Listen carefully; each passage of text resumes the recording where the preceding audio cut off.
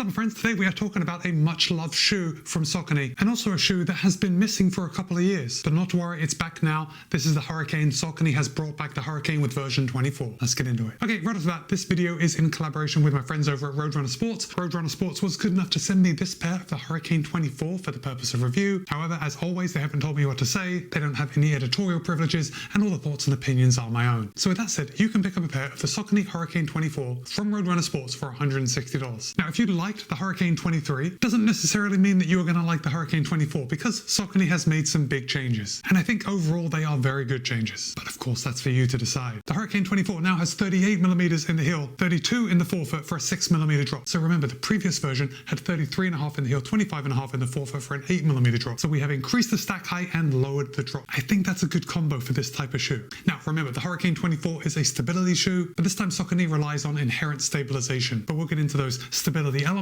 in just a second. So this is a max cushion stability trainer, and the weight does reflect that. Saucony claims that in a US men's size 9, the Hurricane 24 would tip the scale at 10.6 ounces or 300 grams, which means in my size, a US men's size 13, it tips the scale at 13.1 ounces or 371 grams. So of course, needless to say, because of the weight mainly, the shoe is going to be much better suited to easy runs, even to walking or casual wear. But it is a running shoe, and that is what I am basing this evaluation on. I did nothing but run in this shoe. Just from running in it, I think it would also translate well to a walking shoe. So as always, let's start at the top. Let's work our way down. I'm going to hold up this, and I really like this. Now, this is a max cushion daily trainer. Again, sorry to repeat myself, but you know how some max cushion daily trainers have a super plush heel collar? The Hurricane 24 does not, and that's a good thing, because sometimes I think a lot of brands really overdo this padding on the heel collar, and the Hurricane 24 has exactly what you need and none of what you don't. It's relatively quite thin, and yet it still feels nice and plush around your heel. We got a tiny little heel pull right on the back, which I can barely get my finger through. I think this is really just for show. And then the heel counter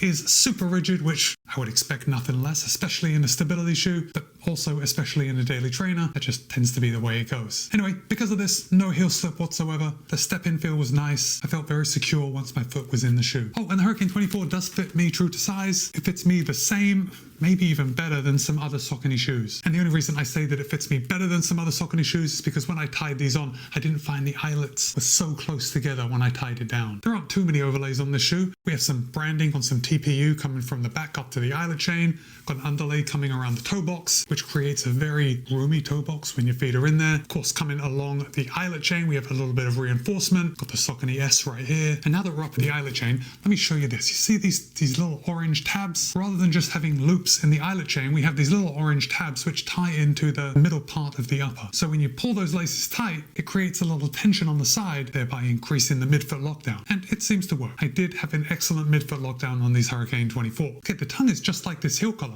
It is surprisingly thin for this type of shoe. And just like the heel collar, I think that is an excellent thing. Now, we already know that the shoe is a bit heavy, but the tongue isn't what is contributing to that weight. The tongue has seemingly the right amount of padding for the job it's doing. It's not overly plush, and yet it is nice and soft on your foot, and when your laces are tied down, does its job by stopping the laces from biting into the top of your foot. The tongue is not gusseted, but we do have a little orange lace loop right here in the middle, and that lace loop seemed to do the trick. I didn't have any tongue migration while I was running. So now let's come down to the midsole. And the midsole is really where Saucony has made the biggest changes in this shoe, not just because of the midsole compound, but also because this is where they've added the stack height, this is where they've reduced the drop. But on the Hurricane 24, Saucony is using a dual density midsole foam. And this top layer right here is, can you guess? If you said Power Run PB, you'd be correct. So yes, Saucony is using their top of the line PB foam. It's the same foam that is using the Endorphin Speed 4, partially used in the Endorphin Pro 4, and now that is included in this max cushion stability shoe. Now, it's not all Power Run PB. We can actually see the Power Run PB right here on the top, and then this other color is Power Run. And there's a reason that Saucony has done this. Now, the Power Run PB is there for that super soft step-in feel. It's going to feel somewhat plush underfoot. We're going to get good rebound from the Power Run PB, and then that Power Run foam is going to give you just a little more structure. It's also potentially going to be a little more resilient. I think the Hurricane 24 is going to last you for a long time. Now, before we talk more about the midsole, let me just come down to the outsole. You can see we've got a good amount of outsole rubber, or at least rubber in the key places. We've got it right up here on the forefoot, a good amount of rubber here on the lateral heel edge, and a little section right here that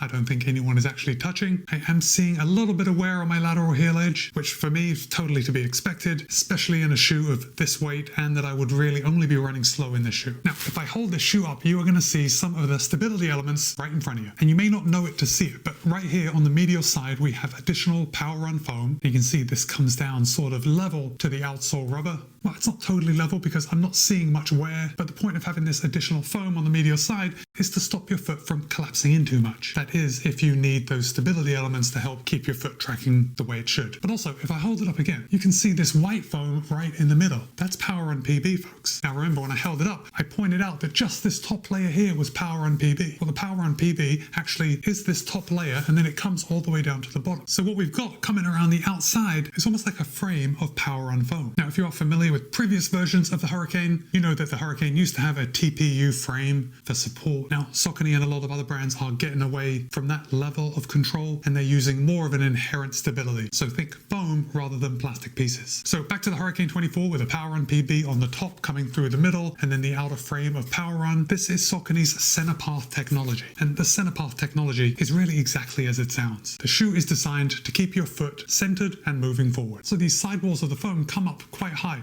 here on the lateral and on the medial side. And then we've got that softer Power on PB that your foot is going to sink down into. And then it is supported around the outside by the Power on. I think it's a good idea. And I think it seems to work. I think if you need a stability shoe or you like to run in a stability shoe, I think the Hurricane 24 is going to be a good option. But I do have to say that if you are a neutral runner and you like to run in a stability shoe, at least for me, I found the Hurricane 24 to be a little too controlling. So I do test several stability shoes a year. It's definitely a small segment of the shoes that I test. But I tell you, most of the time, I find that they don't feel much different from a neutral daily trainer. And I always put that down to the fact that I am a neutral runner. I don't need the stability elements when they're in a shoe, and so they kind of go unused, and I can just run in the shoe like a normal shoe. The Hurricane 24 did feel a little more controlled for me. Now, if I hold this up like this, we can see we have a little bit of a heel bevel in the back, then we've got the rocker in the front, and if we look at it this way, we can say we do have quite a wide base. I mean, maybe it's easier to show you from the bottom again. This is a very wide shoe.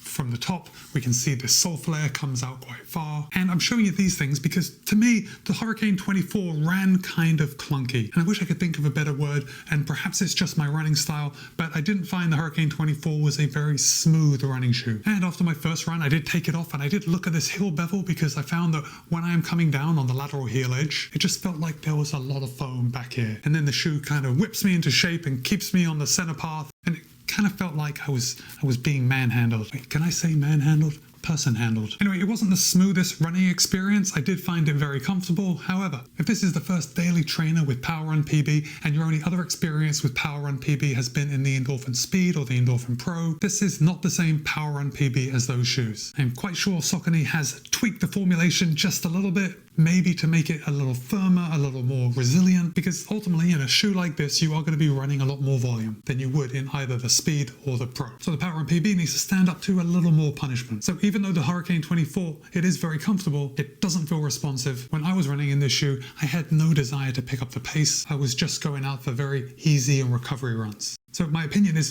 that that is what this shoe is going to be ideal for, those very easy recovery runs and definitely walking. After my testing period in the Hurricane 24, I think I would prefer to use this shoe as a walking shoe, just because even with the 38 millimeters in the heel, because of that center path technology, you are sitting just a little bit lower and you did feel nice and cocooned in that shoe. It didn't feel unstable because of the stack height whatsoever. So now it's your turn. I want to hear from you.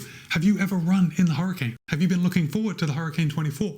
Drop a comment and let me know. And again, I will place links in the show notes below in case you want to pick up a pair of the Hurricane 24 from yourself from Roadrunner Sports. And with that, it's Matt B. This has been my review of the Saucony Hurricane 24. Be kind, be happy, run well. I'll see you in a couple of days.